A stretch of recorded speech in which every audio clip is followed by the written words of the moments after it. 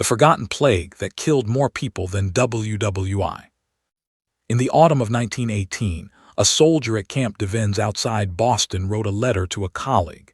He described what he was seeing in the barracks: men turning blue, not pale, blue, their skin shifting color as their lungs filled with fluid and their bodies ran out of oxygen. He wrote that the deaths were so fast and so numerous that the hospital had stopped trying to process them individually. Bodies were stacked in the corridors. The smell was everywhere. He ended the letter with a line that has stayed in the historical record ever since.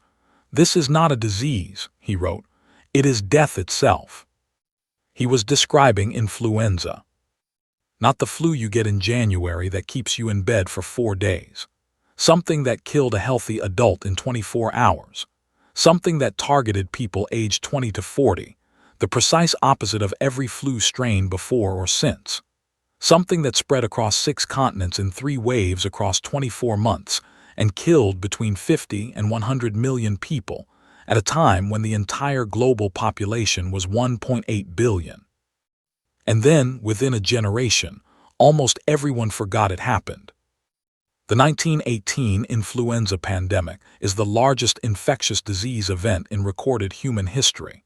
It infected an estimated 500 million people, 1/3 of the entire planet. It killed more people in 24 weeks than AIDS killed in 24 years. It killed more people in a single year than the Black Death killed in a century. By any measure of scale, it is one of the defining catastrophes of the modern era. It does not appear in most history books. The war got the chapters, the pandemic got footnotes. To understand why, you have to understand the world it arrived in. 1918 was the final year of the First World War. Every government involved was running the same calculation. Morale was the resource that could not run out. Censors in the United States, Britain, France, and Germany suppressed reporting on the outbreak. Newspapers that tried to cover the death toll were pressured to stop. The official position in multiple countries was that the illness was not serious, that it was not spreading, that there was nothing to worry about. Spain had no such censorship. They were neutral in the war, their press reported freely, and so to the rest of the world it looked like Spain was the epicenter. It wasn't.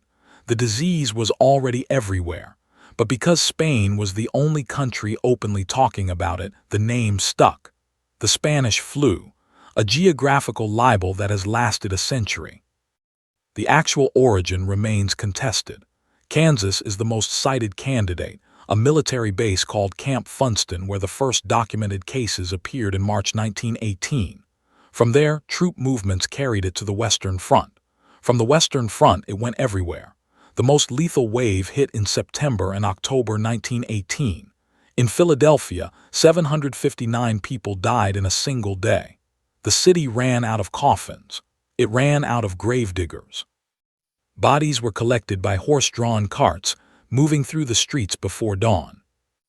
In Western Samoa, 22% of the entire population died within weeks. In some Alaskan villages, the mortality rate exceeded 90%. In South Africa, Mahatma Gandhi contracted it and nearly died. In the United States, life expectancy dropped by 12 years in a single year, the single largest one-year decline ever recorded. And then it stopped. The third wave faded in the spring of 1919. The survivors went back to their lives. The soldiers came home, and the world, exhausted and desperate to move forward, made a collective decision, not formally, not consciously, but effectively, to not talk about it.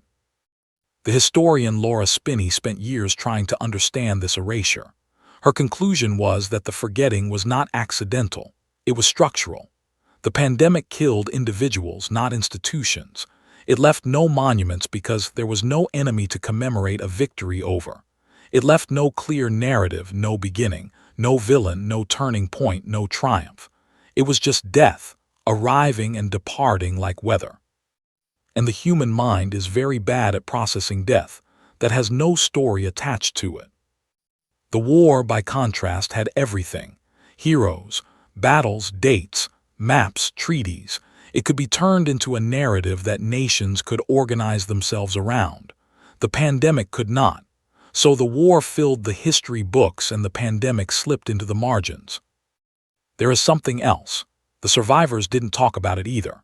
Interviews conducted decades later with people who had lived through 1918 revealed a consistent pattern. They remembered it. They remembered it vividly. But they had never discussed it with their children. Some said it was too painful. Some said there was nothing useful to say, no lesson, no moral, no meaning they could extract from it. Others said they simply moved on because moving on was the only option available. The psychologist Daniel Schachter has written about what he calls motivated forgetting, the way individuals and communities suppress memories that carry no forward utility. The 1918 pandemic fit every criterion. It was traumatic, shapeless, and offered nothing to build on. Forgetting it was, in some functional sense, rational. But the cost of that forgetting arrived in 2020.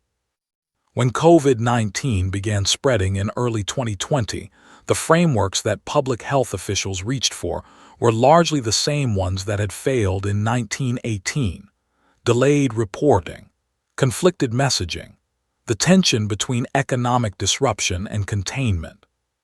The precise debates that had played out in Philadelphia and London and Bombay in 1918 replayed themselves, in some cases with the same arguments, the same errors, the same outcomes, because the institutional memory of what had happened before had been allowed to dissolve. A century of forgetting had left the species less prepared than it should have been. The largest catastrophe of the modern era had been processed out of the cultural record so thoroughly that its most important lessons had to be relearned from scratch. The soldier who wrote that letter from Camp Devens survived the pandemic. His colleague did not. The letter sat in an archive for decades before a historian found it and understood what they were reading. It was not a disease, it was death itself. And we forgot.